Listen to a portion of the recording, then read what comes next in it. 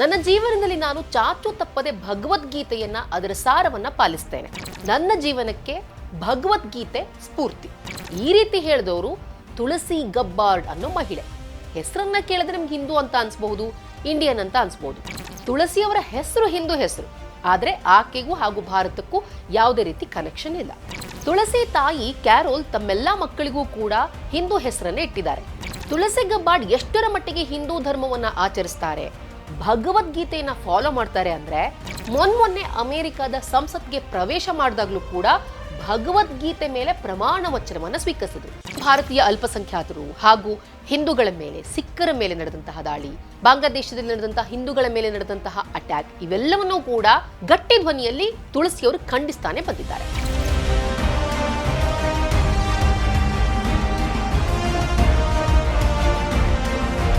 ನಮಸ್ಕಾರ ವೀಕ್ಷಕರೇ. ಭಗವದ್ಗೀತೆ ನನಗೆ ನೆಮ್ಮದಿಯನ್ನು ನೀಡುತ್ತೆ, ಶಾಂತಿಯನ್ನ ಕೊಡುತ್ತೆ. ನಾಯಕತ್ವವನ್ನು ವಹಿಸಿಕೊಳ್ಳೋದಕ್ಕೆ ಭಗವದ್ಗೀತೆ ಪ್ರೇರಣೆ.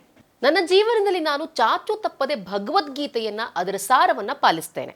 ನನ್ನ ಜೀವನಕ್ಕೆ ಭಗವದ್ಗೀತೆ ಸ್ಫೂರ್ತಿ. ಈ ರೀತಿ ಹೇಳಿದವರು ತುಳಸಿ ಗಬ್ಬಾರ್ಡ್ ಅನ್ನೋ ಮಹಿಳೆ.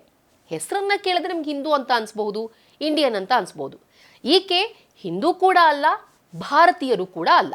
ಇವರು ಅಮೆರಿಕದವರು. ತುಳಸಿ ಗಬ್ಬಾರ್ಡ್ ಇವರ ಹೆಸರನ್ನ ನಾನು ಯಾಕೆ ಇವಾಗ ಪ್ರಸ್ತಾಪ ಮಾಡ್ತಿದ್ದೀನಿ ಅಂದ್ರೆ, ತುಳಸಿ ಗಬ್ಬಾರ್ಡ್ ಅವರನ್ನ ಅಮೆರಿಕದ ರಾಷ್ಟ್ರೀಯ ಗುಪ್ತಚರ ಇಲಾಖೆಯ ನಿರ್ದೇಶಕಿಯಾಗಿ ಡೊನಾಲ್ಡ್ ಟ್ರಂಪ್ ಅವರೇ ನೇಮಕ ಮಾಡಿದ್ದಾರೆ. Director of national intelligence. Tulsi Gabbard ಎಷ್ಟರ ಮಟ್ಟಿಗೆ ಹಿಂದೂ ಧರ್ಮವನ್ನ ಆಚರಿಸ್ತಾರೆ, ಭಗವದ್ಗೀತೆಯನ್ನ ಫಾಲೋ ಮಾಡ್ತಾರೆ ಅಂದ್ರೆ ಮೊನ್ನೆ ಅಮೆರಿಕದ ಸಂಸತ್ಗೆ ಪ್ರವೇಶ ಮಾಡಿದಾಗ್ಲೂ ಕೂಡ ಭಗವದ್ಗೀತೆ ಮೇಲೆ ಪ್ರಮಾಣ ವಚನವನ್ನ ಸ್ವೀಕರಿಸಿದ್ರು. ಅಷ್ಟರ ಮಟ್ಟಿಗೆ ಭಗವದ್ಗೀತೆಯನ್ನ ತುಳಸಿ ಗಬ್ಬಾರ್ಡ್ ಅವರು ಫಾಲೋ ಮಾಡ್ತಾರೆ. ತುಳಸಿ ಅವರ ಹೆಸರು ಹಿಂದೂ ಹೆಸರು, ಆದ್ರೆ ಆಕೆಗೂ ಹಾಗೂ ಭಾರತಕ್ಕೂ ಯಾವುದೇ ರೀತಿ ಕನೆಕ್ಷನ್ ಇಲ್ಲ.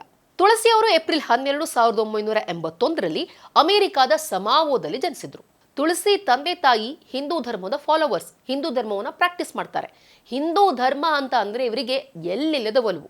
ಎಷ್ಟರ ಮಟ್ಟಿಗೆ ಅಂತ ಅಂದ್ರೆ ಇವರು ಯುರೋಪಿಯನ್ ಮೂಲದವರಾದರೂ ಕೂಡ ಹಿಂದೂ ಧರ್ಮಕ್ಕೆ ಕನ್ವರ್ಟ್ ಆಗಿದ್ದಾರೆ.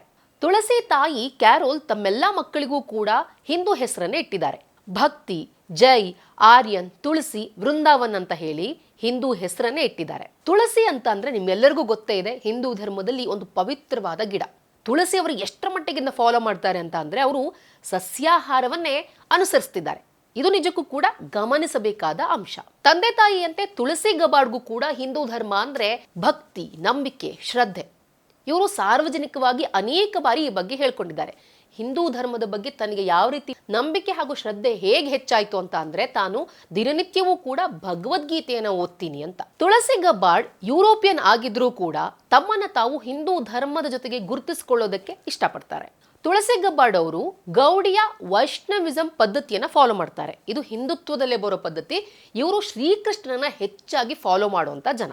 ಗೌಡಿಯ ವೈಷ್ಣವಿಸಂ 16ನೇ ಶತಮಾನದಲ್ಲಿ ಪ್ರಾರಂಭವಾದಂತ ಸಂಪ್ರದಾಯ. ಚೈತನ್ಯ ಮಹಾಪ್ರಭು ಇದನ್ನ ಪ್ರಾರಂಭಿಸಿದ್ರು. ಈ ಒಂದು ಸಂಪ್ರದಾಯದಲ್ಲಿ ಭಗವದ್ಗೀತೆಯನ್ನ ಓದೋದನ್ನ, ಬೋಧಿಸೋದನ್ನ ಹೇಳ್ಕೊಡ್ಲಾಗುತ್ತೆ. ತುಳಸಿ ಮನೆ ಒಂದ್ ರೀತಿ ಸರ್ವಧರ್ಮಗಳ ಸಮ್ಮಿಲನ ಇದ್ದ ಹಾಗೆ. ಇವರ ಮನೆಯಲ್ಲಿ ಶ್ರೀಕೃಷ್ಣ ಜನ್ಮಾಷ್ಟಮಿ ಎಂದು ಕೃಷ್ಣನನ್ನು ಪೂಜಿಸಲಾಗುತ್ತೆ, ಹಾಗೆ ಕ್ರಿಸ್ಮಸ್ ಅನ್ನು ಕೂಡ ಆಚರಿಸಲಾಗುತ್ತೆ. ಇನ್ನು ತುಳಸಿ ಗಬ್ಬಾರ್ಡ್ ಹಿಂದೂ ಧರ್ಮದ ಬಗ್ಗೆ, ಭಗವದ್ಗೀತೆಯ ಬಗ್ಗೆ ತುಂಬಾ ಹೆಮ್ಮೆಯಿಂದ ಮಾತನಾಡ್ತಾರೆ. ಅವ್ರೇನ್ ಹೇಳ್ತಾರೆ ಅಂದ್ರೆ, ನಾನೊಬ್ಬ ಹಿಂದೂ ಆಗಿ ನಾನು ಭಗವದ್ಗೀತೆಯ ಸಾರಾಂಶವನ್ನ ಫಾಲೋ ಮಾಡ್ತೀನಿ. ಭಗವದ್ಗೀತೆ ನನ್ನ ಕ್ರಿಯೆ ಹಾಗೂ ನಿರ್ಧಾರಗಳಿಗೆ ಮಾರ್ಗದರ್ಶನ ನೀಡುತ್ತೆ. ಯಾರು ನಿಯಂತ್ರಣ ಮಾಡೋದಕ್ಕೆ ಪ್ರಯತ್ನ ಪಡ್ತಾರೋ, ಭಯ ಹಾಗೂ ವಿಭಜಿಸೋದು ಅಂದ್ರೆ ಡಿವೈಡ್ ಮಾಡೋದು ಅವರ ಕೆಲಸ. ನಾವೆಲ್ಲರೂ ಒಗ್ಗಟ್ಟಾಗಿರ್ಬೇಕು, ಇಬ್ಬಾಗವಾಗಬಾರ್ದು.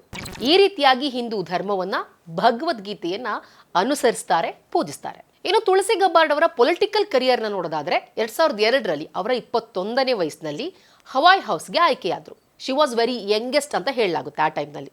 ಮೊದಲು ಇವರು ತಮ್ಮ ಪೊಲಿಟಿಕಲ್ ಜರ್ನಿನ ಪ್ರಾರಂಭ ಮಾಡಿದ್ದು ಡೆಮೊಕ್ರೆಟಿಕ್ ಪಕ್ಷದಿಂದ. ಆದರೆ ಬರ್ತಾ ಬರ್ತಾ ಡೆಮೊಕ್ರೆಟಿಕ್ ಪಕ್ಷದಿಂದ ಅಂತರವನ್ನು ಕಾಯ್ದುಕೊಂಡ್ರು, ರಾಜೀನಾಮೆಯನ್ನು ಕೂಡ ನೀಡಿದ್ರು. ಇದೇ ವರ್ಷ ಅಕ್ಟೋಬರ್ ತಿಂಗಳಿನಲ್ಲಿ ಅಂದ್ರೆ ಅಮೆರಿಕ ಅಧ್ಯಕ್ಷೀಯ ಚುನಾವಣೆಗಿಂತ 1 ತಿಂಗಳು ಮೊದಲು ರಿಪಬ್ಲಿಕನ್ ಪಕ್ಷಕ್ಕೆ ಜಾಯಿನ್ ಆದ್ರು ತುಳಸಿ.